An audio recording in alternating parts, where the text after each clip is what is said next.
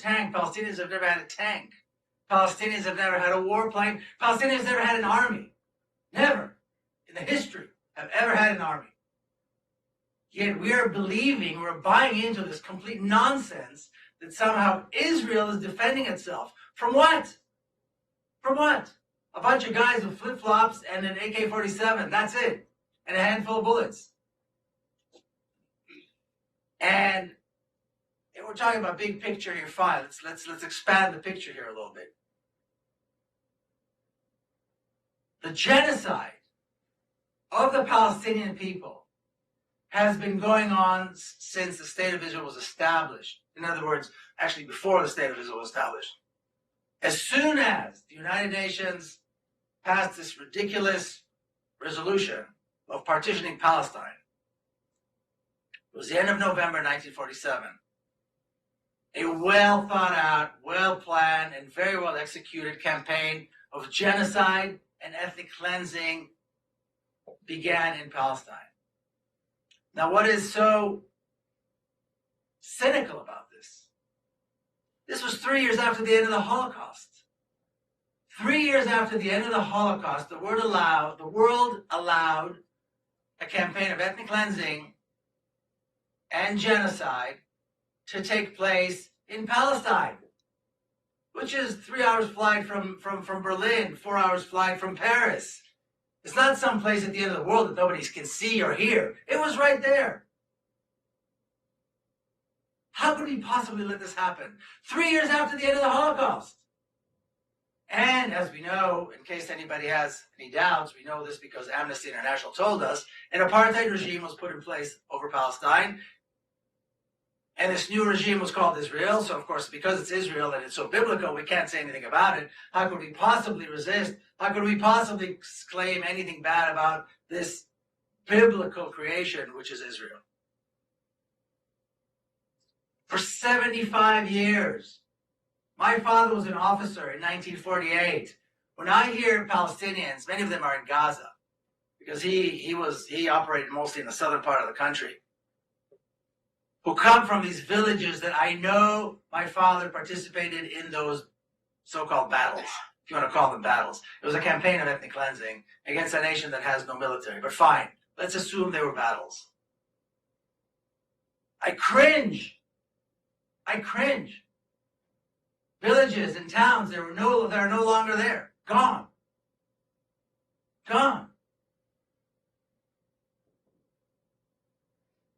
And people treat this like it was some kind of a military,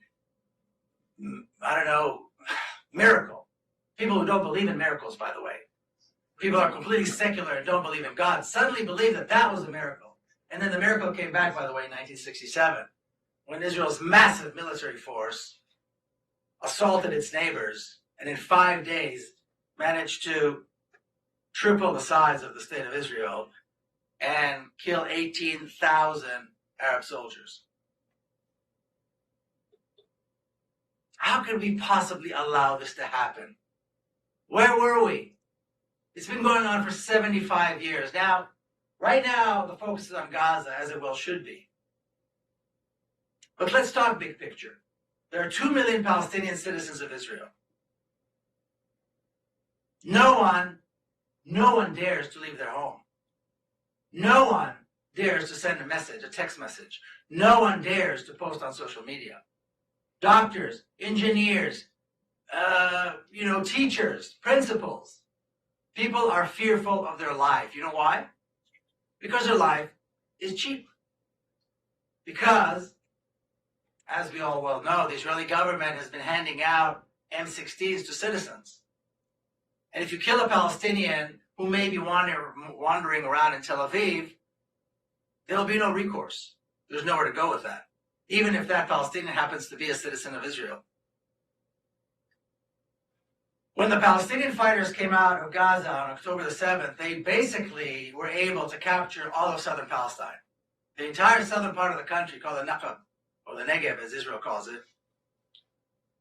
A great deal, I think most of the refugees in the Gaza Strip come from that part of the country, the southern part of Palestine.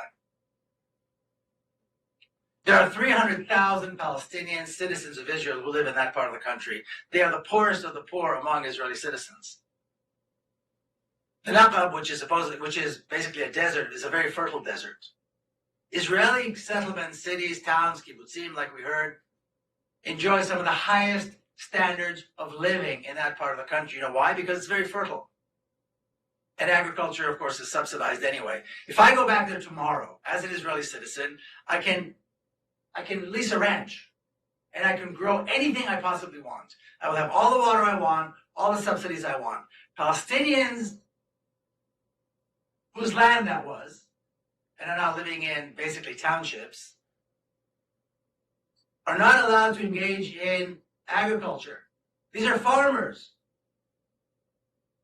The Palestinian Bedouin are farmers. They're not allowed to engage in agriculture. Now, this is on a normal day. This has got nothing to do with now. This is on normal when things are good. More than 2,000 homes are demolished just in that part of the country on a regular basis before October 7th. You know how many of those homes are Jewish homes? Anybody want to guess? Zero. How can that be? You mean Israeli Jews never break the law? They never build without a permit? I know people who build without a permit. You think the army comes and demolishes their home? No, this is kept only for Palestinians, and these are citizens of Israel. And that's only that part of the country. Another 40,000 home demolition orders, which are now being fast-tracked for the Palestinian citizens of Israel in other parts of the country. That excludes the West Bank, excluding Jerusalem. And that was the good old days. That was before October 7th. Before October 7th, Israel had some 6,000 political prisoners. They doubled that number after October 7th. Every Palestinian friend I have has been arrested. Some were released, some were not. Everybody was beaten and tortured. I just interviewed Issa Amro from Hebron, probably one of the most important, most courageous leaders of Palestinian civil disobedience and unarmed resistance in Palestine. The kind of guy that makes Martin Luther King proud and Nelson Mandela proud as they look down on him. He was beaten, tortured, sexually abused on October the 7th. In Hebron, as in the other cities throughout the West Bank, Palestinians have an hour in the morning and an hour at night to leave their homes. Why? Because the abuse, and I just spoke to Issa the other day, I just interviewed him. The abuse they have seen before October 7th seems like the good old days. He said it's a whole new level of joy that the Israeli soldiers and settlers are expressing now as they catch and beat up and torture Palestinians. A whole new level. Why? Palestinians in Jerusalem, if you don't know, they have their own status. They're not citizens and they're not part of the West Bank. They're kind of in their own, I always say, I have Palestinian friends in Jerusalem whose families have been in Jerusalem consistently for 800 years, recorded. They have no citizenship, they have no rights. If they leave for a couple of years, they're gone. Their status is gone, their rights are gone, their property is gone. I've been gone for 30 years, I can go back to Jerusalem tomorrow like nothing happened. My grandparents immigrated 100 years ago from, Eastern Europe. And these were the good old days. So now, finally, the world has woken up. Finally, we see Israel being taken to court, to the ICJ. Finally, accusations of genocide are presented, and Israel has to defend itself finally, which is doing, if anybody's been paying attention, clearly they've been doing a very poor job at defending themselves.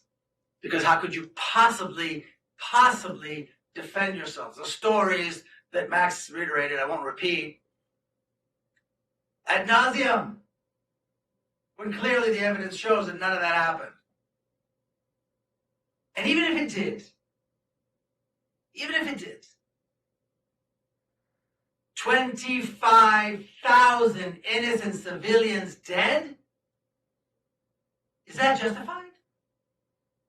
Not to mention the fact the Palestinian fighters in Gaza are still fighting. They're still fighting. People say, well, they have an objective to destroy Hamas, to bring down Hamas, to eliminate this, to move that, as though there's some kind of a strategy, as though there's something here that makes sense. The Israeli military was humiliated once again on October the 7th, just as it was exactly 50 years and 1 day before that, in 1973.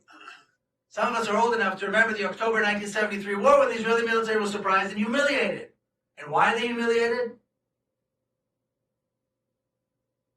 Because the Arabs wouldn't dare. This is what we were taught. This is what we believe. The Arabs wouldn't dare. Well, every time they dare, they succeed. Every time they dare, they succeed. The Israeli military was proven clearly to be nothing more than a paper tiger. The great Israeli intelligence apparatus, nothing more than a paper tiger. Every time they're put to the test, they're humiliated and they failed. Well, this time they decided, just like any gangster would, just like any mobster would, to take revenge on the weakest, most defenseless victims, the Palestinians in the Gaza Strip. Now, the official number, I think, from Palestinian sources in Gaza is about 24,000 dead. The people estimate that there are at least 50,000 because they haven't uncovered. They've not yet uncovered all the dead. It's impossible to do that when all the bombing and so forth is taking place. How can we sit here and pay for this? How can we sit here in Washington, D.C. and allow this to happen? It's been 75 years. 3 years after the Holocaust. Genocide, ethnic cleansing, and apartheid. 3 crimes defined as crimes against humanity being committed by a state that we pay almost $4 billion a year in foreign aid. Never mind the fact they don't need foreign aid. It's a rich country. It's a rich country. Israel doesn't need foreign aid. And now this. I have to say this, my friends. Clearly, as Max was saying, there are 2 options when it comes to the Israel-Palestine question. 2 options and none more. Believe me. I was born and raised in Jerusalem. My father was a general in 1967. Then he dedicated his life to this idea of the 2-state solution, whereby Palestinians would enjoy their own, the right to self-determination in the small part of their own land of Palestine, which is the West Bank and the Gaza Strip. Israel did everything it possibly could to make sure that never happens. They call it the 6-day war, but actually it was a 5-day war. The war ended after 5 days. You know why they call it 6 days? If you open the Jewish prayer book, and I know you had Rabbi Shapiro here, if you open the Jewish prayer book, the term 6 days of creation, 6 days of creation, 6 days of creation, it was a miracle. The 6-day war was a miracle. That's why they call it a 6-day war. It was a war that ended in 5 days. On the 5th day of that war, my father stood up at the first meeting of the Israeli High Command. Now, he was one of the generals who pushed very hard to start the war. At the end of the war, he said, okay, now we won. It's great. We give back the territories, we make peace with our neighbors, and we're done. Our children won't have to fight. And 2 things happened as he was saying this. Number 1, his comrades in arms, Yitzhak Rabin and all these others said, are you out of your mind? We just finished a job that we didn't finish when we established Israel. We got all our lands. Why in the world would we make peace? Why do we want to give it back? That's one thing that happened. The second thing that happened, Israel built massively for Jews only in East Jerusalem and in the West Bank, making it impossible for the 2-state solution idea to ever materialize.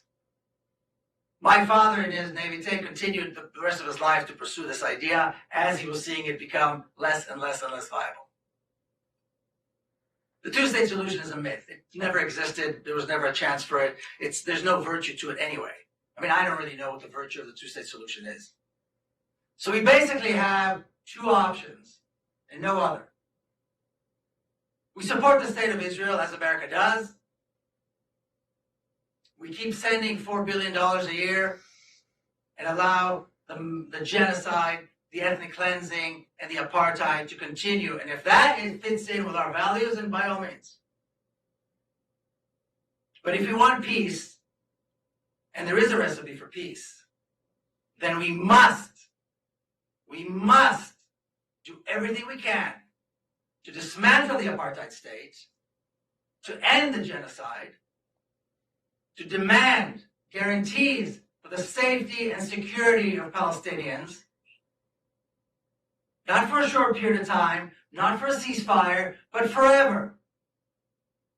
With a political solution, a political reality that will change the way business is done. And that is a single democracy, a free Palestine from the river to the sea, and that's that. A free Palestine from the river to the sea with equal rights is the only recipe for peace between Israelis and Palestinians. The only one. Only equality. Only bringing down the apartheid and ending this slaughter of innocent civilians gives Israelis and Palestinians a chance to live in peace. And the only place in the world that can make that happen is Washington, D.C. Here in Washington, D.C., decisions are made about what happens there. Palestinians are doing everything they can. But they're like prisoners in a maximum security prison, in a concentration camp. A friend of mine from Gaza says it used to be a concentration camp, now it's a death camp. We have to demand that our elected officials, that our tax dollars go to bringing down and dismantling the apartheid state and establishing a democratic, free Palestine from the river to the sea with equal rights. Then we will see a peaceful, prosperous future for Israelis and Palestinians. Thank you very much.